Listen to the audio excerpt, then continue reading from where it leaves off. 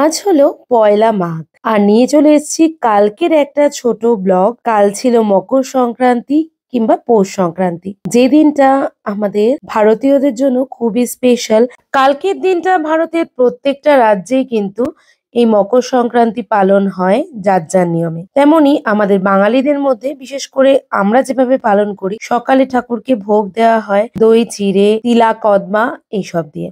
আমার বাড়িতেও কালকে দিনটা শুরু হয়েছিল কিন্তু ভগবানের ভোগ চড়িয়ে দই চিড়ে তিলাকদমা দিয়ে। তারপরে দুপুরের লাঞ্চ সেরে স্পেশাল যে জিনিসটা হয় মকর সংক্রান্তির দিন, সেটা হলো পিঠে পুলি পায়েস এইসব রান্না করা হয়। এবছর আমার শাশুড়ি মা অসুস্থ, সেজন্য মনটা একটু খারাপই রয়েছে, কারণ প্রতি বছর এই দিনটা নিয়ে আমাকে অত ভাবতে হয় না, কিন্তু নিয়ম সেজন্য তো একটু মাথা গলাতেই হবে। সেজন্য আমার মা যেহেতু আছে, মাও বিশেষ একটা পারে না, কারণ মায়েরও বয়স হয়েছে।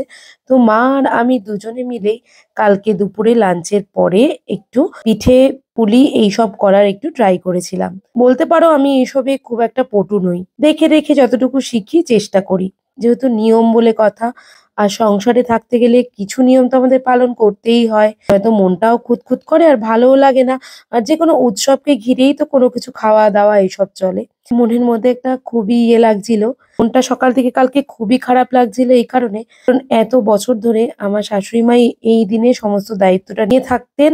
আর গত বছরও উনি দই চিড়ে ঠাকুরের কাছে দিয়েছিলেন, আর আমি এক গামলা দই চিড়ে মেখেছিলাম, যেটা আমার খুব মনে পড়ছিল।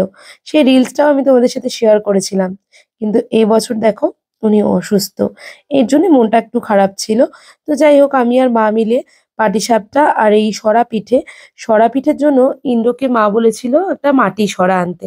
ইন্দ্র মাটি সরাটা এনেছিল, বাট মাটি সরাটা না খুব একটা ভালো ছিল না। আর মাটি সরার প্রচুর টাইমও লাগে, আর মাটি সরা আগের মতন পাওয়াও যায় না। তো সেটাই ফ্লপ হলো, পিঠেটা হলো না।